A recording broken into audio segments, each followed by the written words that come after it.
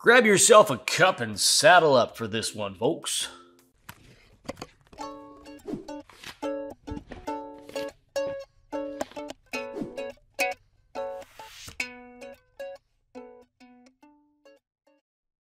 So we spend a decent amount of time on this channel talking about different packs that we find, out in the stores or online or things like that.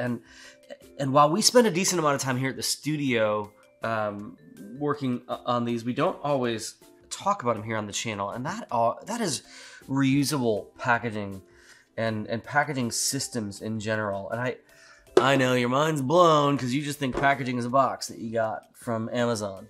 But packaging is everything from a simple cup, a red Solo cup that you use at a party to the takeout containers that you use at a restaurant, and there's so many things that fall into this world of packaging. And this cup here was something that came back with somebody from the team from a recent concert, and it's a reusable packaging system. Looked into it a little bit. It's interesting. It's kind of this high tech, highly backed, leveraged startup. Don't want to really get into too much about who they are. That's not important. But reusable cups, reusable systems is actually a place that is really fascinating to get involved with. And this one is particularly interesting because of their collection method. These cups go out, and the value that is attributed to them and returned, and then their particular method of using RFID in these collection bins that you hold it over the collection bin, the thing opens up and it allows you to collect this, and it doesn't collect anything that is not, unless you happen to put it inside this cup. It's a really interesting method, and then they've got a system of dishwashers that they're using to do this. But in order to create reusable packaging that works and lasts, there's a few key issues that have to be addressed.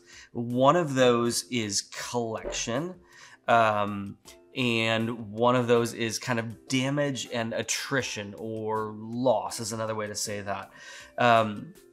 So making things easy to collect, assigning value to these things that you want to collect so that people are incentivized to return them, and then reducing the damage and loss that happens. Those are just a couple of the key issues. I'm not going to get into the whole ecosystem around cleaning this or re-implementation back into, that's not what this video is about. But this idea of collection and loss are two of the things that they've really focused on in this ecosystem. They've also focused on cleaning, but this collection system, you've got an app on your phone, you've got monetary value that's returned for bringing these cups in. So even if it wasn't yours, right, like picking something up and bringing it back in, you might get money for it.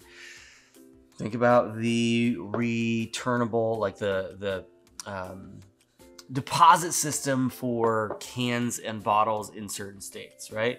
You can go pick them up and get the money for it. They've taken a really interesting approach to collecting with only what they want to collect. But yeah, I think when you look at something like this reusable system, think about that. How are you incentivizing somebody to bring it back? How are you getting it back into the ecosystem? How are you accounting for loss and damage? The moment you get into even like 7%, 10% loss and damage, typically the financial models for these types of things fall apart. And so, let us know what reusable systems that you've seen out there today. We can think of a bunch because we've worked on a bunch. But if you've seen something out there and it's cool, or just let us know in the comments below what reusable systems you've seen and what you thought of them. And that is this episode of Unpacked. Thanks for watching.